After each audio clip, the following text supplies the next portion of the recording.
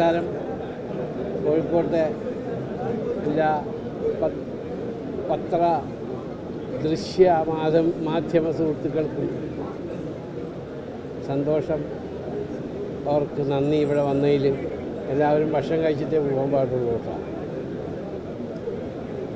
3.5 ലക്ഷം square ഫീറ്റുള്ള കേരളത്തിൻ്റെ 6ാമത്തെ project, 11ാമത്തെ ഇന്ത്യയിലെ പ്രൊജക്റ്റാണ് ഇന്നിവിടെ ബഹുമാനപ്പെട്ട കോഴിക്കോട് മേയർ ഉദ്ഘാടനം ചെയ്തത്.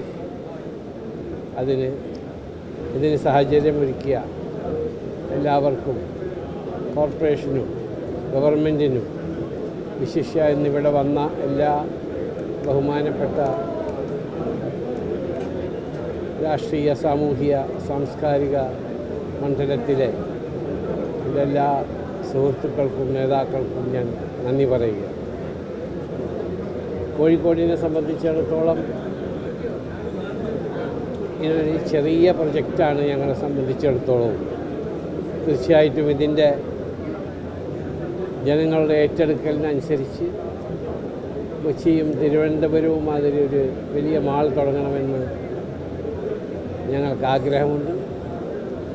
അത് ഉടൻ തന്നെ അതിൻ്റെ പണിപ്പുര ആരംഭിക്കുകയാണ്. ഇന്നലെ ഞങ്ങളുടെ ഇൻറ്റേർണൽ മീറ്റിങ്ങിൽ ഞങ്ങളതിനെപ്പറ്റി ഡിസ്കസ് ചെയ്തു. സ്ഥലവും മറ്റ് കാര്യങ്ങളും നോക്കി അത് വളരെ ദ്രുതഗതിയിൽ തുടങ്ങാൻ തന്നെയാണ് പരിപാടി. ഇതിൽ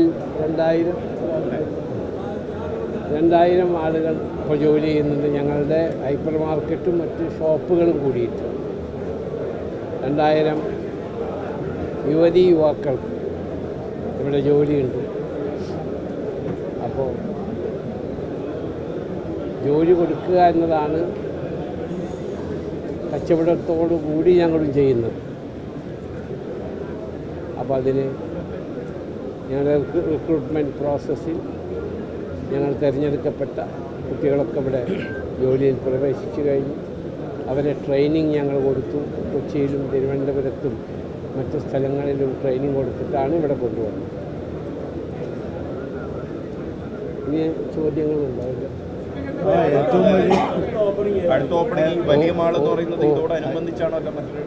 എന്ന് പ്രതീക്ഷിക്കാമോ?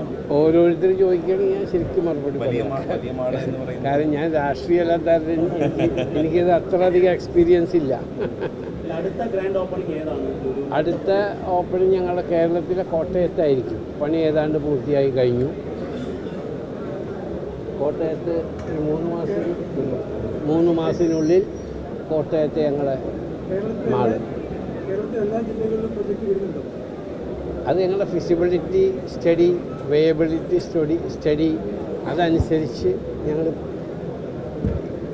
അതിൻ്റെ സ്റ്റഡി ചെയ്തിട്ട് അത് ഞങ്ങൾ മാൾ തുടങ്ങുകയും ജോലി കൊടുക്കുകയും ചെയ്യുന്നതും അത് ലാഭകരമായി നടത്താൻ പറ്റുമോ എന്നുള്ള ഫിസിബിലിറ്റി സ്റ്റഡിയുടെ ബേസ് ചെയ്തുകൊണ്ടാണ് ഞങ്ങളത് തീരുമാനമെടുക്കുന്നത്.